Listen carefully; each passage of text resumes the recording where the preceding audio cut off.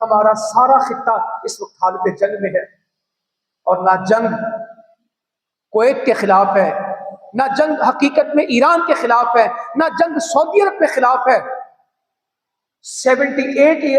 78 سال جو گزرے ہیں مسلمانوں کے پاکستان میں، جتنی جنگیں بھی ہوئیں عالم کفر کے لیے جو ناقابل قبول ملک ہے، وہ کون سے؟ کسی کی جنگ کسی سے نہیں ہے۔ عالم کفر کی آنکھوں میں جو کانٹے کی طرح چبھتا ہے وہ کون ہے؟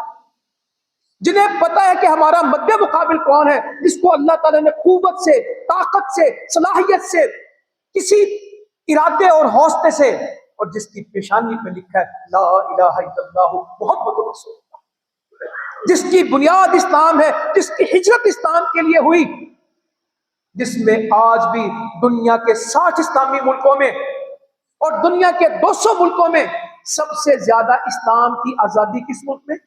اسلام پہ گفتگو کر سکے، اسلام کو سوشل میڈیا میں استعمال کر سکے، اسلام کو گلی بازار میں پھیلا سکے، مجاہدین کی مدد کر سکے، غزہ کے لوگوں کے لیے کھڑے ہو سکے، کشمیر کی آواز بن سکے۔